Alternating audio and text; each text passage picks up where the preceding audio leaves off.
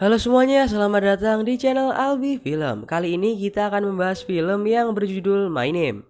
My Name sendiri adalah film Korea yang baru saja dirilis tahun 2021 ini dan bercerita tentang seorang gadis SMA yang melihat ayahnya dibunuh di depan matanya sendiri oleh orang misterius, dan dia pun memutuskan untuk meninggalkan SMA-nya dan masuk ke sebuah organisasi gangster untuk membalaskan dendam ke ayahnya, dan isi organisasi ini adalah laki-laki semua. Apakah seorang gadis SMA akan bertahan di dalam organisasi yang sepertinya kejam ini?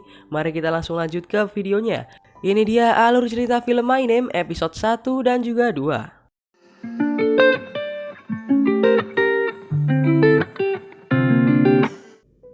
Film ini diawali dengan seorang gadis yang bernama Jiwoo.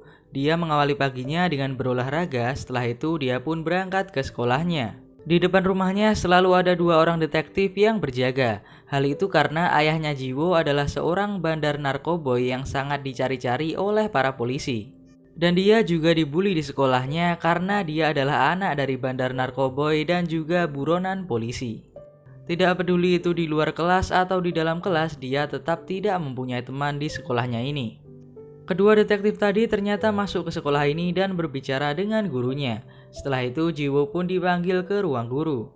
Gurunya mengatakan bahwa orang tua dari anak-anak lain mengatakan mereka tidak mau anaknya satu sekolah dengan anak dari seorang buronan polisi. Jadi karena hal itu Jiwoo pun dipindahkan dari sekolah ini. Setelah dari ruang guru itu pun dia tetap dibully, dan di sini karena dia sudah dikeluarkan dari sekolah ini, akhirnya dia pun memutuskan untuk melawan. Ya, karena ini adalah sekolah khusus wanita, jadi perkelahiannya antara wanita. Dan di perkelahian ini singkat ceritanya si Jiwoo menang antara satu musuh berempat.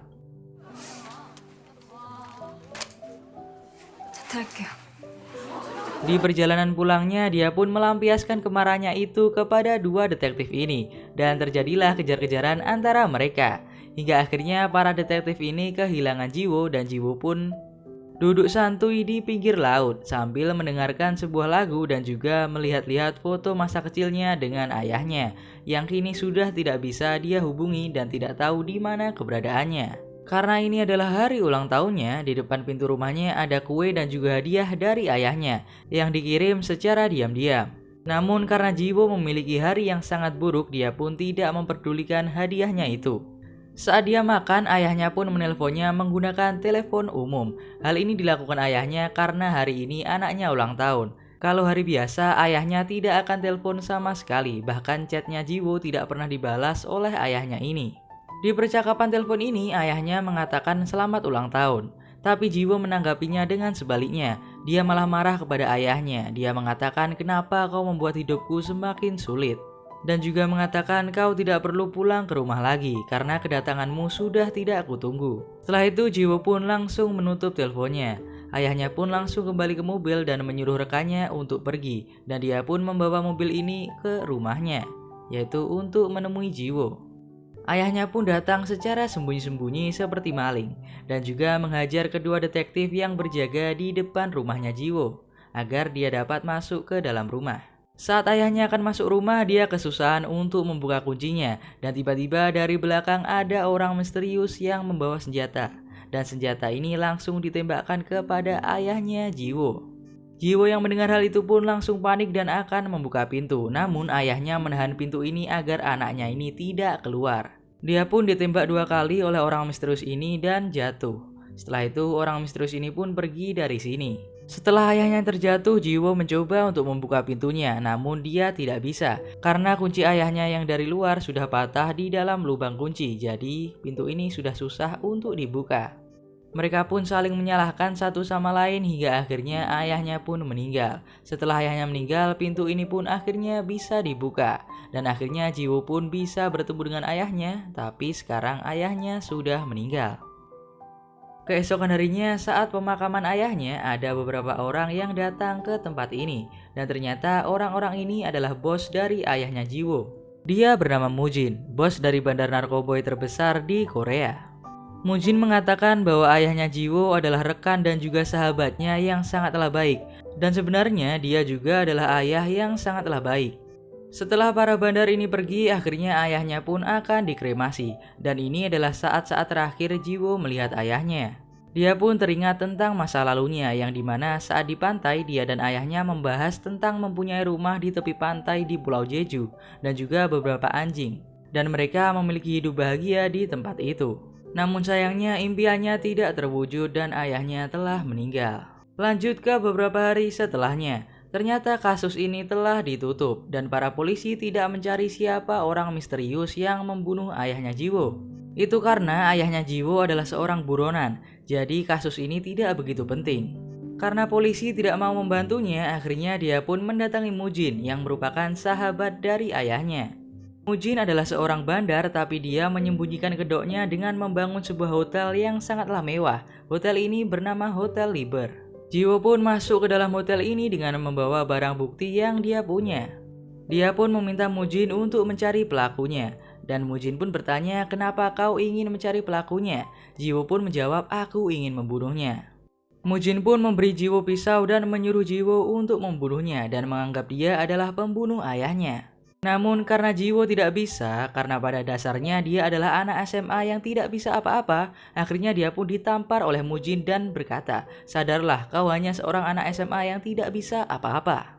Dia pun pergi dari sini dengan menangis dan dia pun meratapi nasibnya di dalam rumahnya yang sangatlah sepi. Tapi tiba-tiba ada orang yang mengetuk pintu rumahnya. Saat dilihat ternyata pakaian orang ini mirip dengan orang misterius yang membunuh ayahnya. Jiwo sempat melihat wajah orang ini, namun orang ini langsung pergi begitu saja. Jiwo yang awalnya ragu untuk menyerang orang ini atau tidak, akhirnya memutuskan untuk mengejar orang ini. Namun sayangnya orang ini sudah menaik mobil dan pergi begitu saja. Setelah itu Jiwo pun berinisiatif untuk menyebarkan selembaran yang berisi foto pelaku. Foto pelaku pembunuh ini adalah orang yang menggunakan helm, jadi sangat sulit untuk dikenali. Dia pun menyebar selembaran ini ke pelosok-pelosok dan hingga akhirnya secara tidak sengaja Mujin pun menemukan lembaran ini. Tidak lama setelah itu dia mendapatkan telepon bahwa ada orang yang mengetahui siapa orang ini. Dia bisa mendapatkan telepon sangat cepat karena di lembarannya dia menuliskan jika ada yang tahu orang ini akan mendapatkan 5 juta won. Untuk berjaga-jaga dia pun membawa sebuah cutter. Setelah itu dia pun pergi untuk menemui orang-orang ini. Setelah sampai ke lokasi, ternyata orang-orang ini hanya menipu Jiwo. Mereka tidak tahu siapa orang yang dipoto dan hanya menginginkan uangnya. Jiwo pun diajar habis-habisan oleh 3 orang pria dan karena dia wanita yang cukup cantik, akhirnya dia pun diculik untuk dijual. Saat di dalam bagasi, dia pun tersadar dan mencoba melepaskan dirinya menggunakan cutter yang dia bawa tadi. Tiba-tiba para penculik ini menabrak sesuatu dan ternyata orang yang dia tabrak adalah Mujin. Para penculik ini pun diajar dan Jiwo pun selamat. Mereka pun pergi ke sebuah pelabuhan dan di sini Mujin mengatakan kepada Jiwo bahwa kau seharusnya tidak melakukan hal ini, kau bisa terbunuh kapan saja. Jiwo pun membantah hal itu karena dia ingin mencari siapa pembunuh ayahnya. Karena polisi dan kau tidak melakukan apa-apa, jadi aku harus bertindak karena ayah meninggal karena aku. Kalau saja malam itu dia tidak mengatakan hal seperti itu di telepon, ayahnya tidak akan pulang. Jadi ayahnya pulang dan terbunuh adalah salahnya Jiwo. Itu menurut Jiwo. Karena Mujin melihat tekad yang sangat besar di dalam diri Jiwo, akhirnya Mujin pun menawari Jiwo untuk menjadi pembunuh. Jika kau ingin balas dendam, maka kau harus mengikutiku. Akhirnya Jiwo pun dibawa ke suatu tempat. Tempat ini berada di pelabuhan dan ini adalah arena latihan dan isinya adalah laki-laki semua. Para laki-laki ini pun menganggap bahwa Jiwo adalah cemilan untuk mereka. Ya pahamlah ya maksudnya. Tapi Mujin mengatakan bahwa dia sama seperti kalian akan belajar bertarung di tempat ini. Dia pun ditunjukkan kamarnya oleh orang yang paling muda di tempat ini. Dia bernama Gang Jae. Peraturan di tempat ini adalah yang paling muda akan mencuci baju dan juga mencuci piring. Jiwo pun tidak peduli tentang laki-laki ini dan dia pun memulai latihannya. Namun di sini dia malah dicabuli dan saat dia melawan tentu saja dia kalah. Akhirnya Jiwo pun memutuskan untuk latihan di malam hari saat tempat ini sepi. Di sini dia pun didatangi oleh Mujin itu sendiri dan mereka pun berlatih bersama. Mujin mengatakan kau adalah perempuan dan tidak memiliki banyak daya. Dia pun menyarankan untuk mengincar pipi, alur bibi, dagu, dan juga ulu hati agar kau bisa menang melawan laki-laki yang lebih kuat darimu. Mereka pun latih tanding dan siapa sangka Jiwo berhasil mendaratkan satu pukulan kepada Mujin. Keesokan harinya Jiwo pun berlatih dan terus berlatih sambil membayangkan yang dia lawan adalah orang misterius yang telah membunuh ayahnya. Padahal dia hanya latihan sendirian. Nah, di tempat ini setiap minggu mengadakan pertandingan Royal Rumble yang dimana yang bisa bertahan sampai akhir akan memenangkan 10 juta dolar dan libur seminggu dari pelatihan. Pertandingan ini pun berlangsung sengit hingga akhirnya tersisa Gang Jae dan juga Jiwo. Sebenarnya episode 1 telah selesai, namun kita langsung lanjut ke episode kedua. Episode kedua diawali dengan pertarungan mereka berdua dan singkat cerita ya, di sini yang menang adalah Jiwo dengan cara melakukan Elbow Vortex seperti jurus di Good Hand, game PS2 jika kalian tahu. Setelah siuman, Gang Jae pun sangat kesal karena dia telah dikalahkan oleh wanita. Dia pun mengajak temannya untuk menikmati cemilan. Ya kalian tahulah cemilan apa, dan temannya awalnya tidak mau. Tapi ternyata Gang Jae sudah merencanakan semuanya. Dia sudah menaruh obat bius di minuman Jiwo, jadi mereka tinggal melakukan kepada Jiwo. Karena sudah memiliki rencana, akhirnya salah satu temannya pun setuju. Namun ada satu orang yang tetap tidak setuju. Jiwo yang sudah lemas akhirnya akan diperkosa oleh dua orang ini. Tapi ternyata dia masih bisa melawan walaupun sedikit mabuk. Dan karena Jiwo melawan, akhirnya abu dari ayahnya pun terjatuh. Dia pun menggunakan pecahan kaca itu untuk menusuk kemaluan pria ini. Setelah itu Jiwo pun pergi dari kamarnya dan dikejar oleh Gang Jae yang membawa palu. Jiwo pun tertangkap dan akan dipukul. Untungnya ada Taiju, yaitu tangan kanannya Mujin yang menghentikan Gang Jae. Gang Jae pun dibawa ke hadapan Mujin dan di sini Mujin mengatakan dia kecewa karena kau adalah salah satu bibit unggul yang bisa menjadi prajurit kuat, tapi kau malah melakukan hal seperti ini. Karena sudah melakukan kesalahan, dia pun disuruh memilih tangan, kaki, atau wajah. Karena dia tidak memilih, akhirnya wajahnya pun disayat menggunakan pisau. Sementara itu Jiwo menangisi abu ayahnya yang sudah terjatuh ke lantai ini sambil mengambil yang masih bisa diambil. Ya kata-katanya agak ribet sih, tapi intinya dia mengambil abu yang masih bisa diambil. Setelah itu dia pun bertemu dengan Taiju. Taiju mengatakan bahwa aku pernah melayani ayahmu dari dekat dan dia tidak cocok di dunia kriminal seperti halnya dirimu. Jadi jika bisa kau pergilah dari tempat ini. Namun Jiwo menolak dan mengatakan semuanya telah terlambat, aku terlanjur masuk ke dunia ini. Di malam harinya Jiwo diajak Mujin untuk makan malam. Di sini Mujin mengatakan kepada Jiwo bahwa ini adalah senjata yang dipakai pembunuh ayahmu. Dan senjata ini adalah dari kepolisian, jadi orang yang membunuh ayahmu adalah seorang polisi. Jiwo pun diberikan sebuah identitas baru dan sekarang namanya adalah Oh Yejin. Jadi wanita yang bernama Jiwo sudah mati dan sekarang hanyalah Yejin. Di lain tempat, Taiju mengumumkan bahwa Gang Jae telah dikeluarkan dari pelatihan organisasi ini karena telah membunuh seorang gadis, yaitu Jiwo. Nah, setelah hari itu di mana Jiwo menjadi Yejin, akhirnya beberapa tahun pun berlalu dan kini Yejin sudah resmi menjadi anggota dari organisasi ini. Mulai sekarang kita akan memanggil gadis ini dengan Yejin ya. Nah, akhirnya Yejin pun di tahun 2021 bisa masuk ke polisi untuk mencari tahu siapa pembunuh ayahnya dari dalam. Itu adalah tujuan utamanya dan tujuan sampingannya adalah mengetahui apakah Mujin ini dicurigai oleh pihak kepolisian atau tidak. Karena yang publik tahu si Mujin adalah pengelola hotel yang sangatlah mewah. Dan akhirnya penyelidikan pertama pun dimulai. Di sini Yejin pun mengajar para bandar-bandar narkoboy ini dengan ganasnya. Tapi ternyata pembeli dari narkoboy ini adalah polisi juga dari tim yang berbeda. Polisi satu ini bernama Pildo dan dia ingin mengungkap siapa bos dari bandar ini, namun digagalkan karena aksi dari Yejin ini. Saat orang ini akan dibawa oleh Yejin, tiba-tiba kaptennya telepon dan menyuruh Yejin untuk menyerahkan orang ini kepada Pildo, karena memang itu yang seharusnya terjadi. Pildo bekerja di bagian divisi narkoboy, jadi dia bertugas untuk menangkap dan juga mengeksekusi para bandar-bandar ini. Mengeksekusi maksudnya menghajar ya. Sementara itu di lain tempat Mujin sedang bersih-bersih.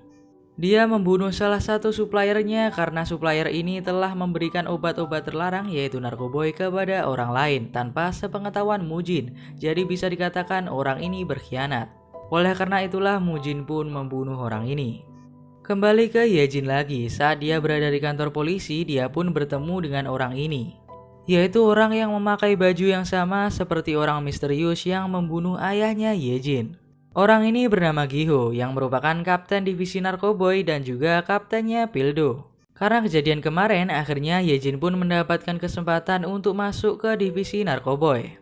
Dan karena tujuan Yejin masuk ke divisi ini bukan untuk uang, melainkan untuk menangkap seseorang, akhirnya dia pun disetujui oleh Kapten Giho karena menurut Giho itu adalah tekad yang kuat dan dia pasti bisa menangkap orang-orang ini.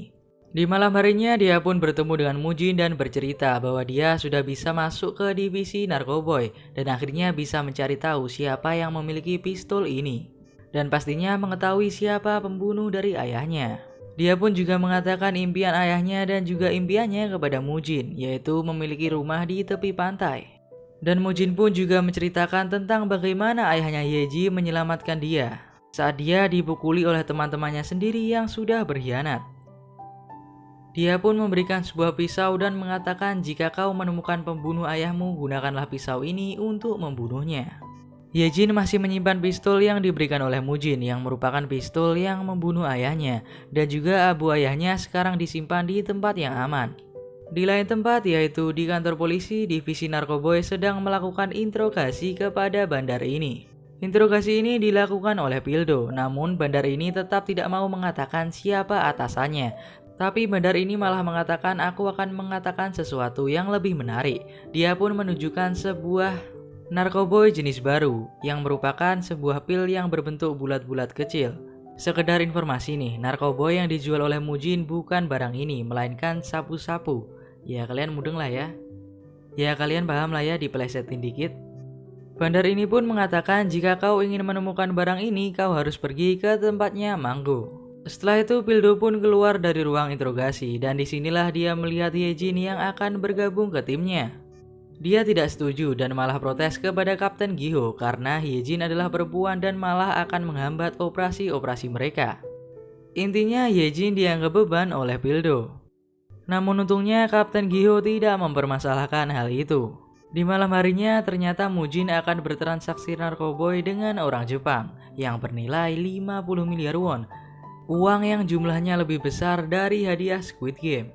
Nah, di organisasi ini ada yang tidak mempercayai Yejin sebagai mata-mata mereka di dalam polisi, yaitu Taiju. Tapi Mujin mengatakan bahwa Yejin adalah senjata terkuat kita dan aku mempercayainya. Kita kembali ke Yejin lagi. Dia dan teman-temannya dari divisi Narkoboy lainnya akan menyerbu tempatnya Manggo. Tapi di sini Pildo menyuruh Yejin untuk bergerak sendirian untuk mengetes kemampuannya. Dan tentu saja Yejin pun bisa menyelesaikan hal ini dengan sangatlah mudah. Saat Pildo dan teman-temannya masuk, mereka pun kaget dengan apa yang mereka lihat, yaitu Yejin yang sudah mengajar orang-orang ini. Padahal di sini adalah laki-laki semua, tapi Yejin bisa meratakan mereka semua dengan mudahnya. Episode kedua pun berakhir di sini dan sepertinya kita harus mengakhiri episode ini karena durasi videonya sudah cukup panjang. Penyimpanan HP saya sudah tidak kuat, oleh karena itu sampai jumpa di video selanjutnya. Ciao.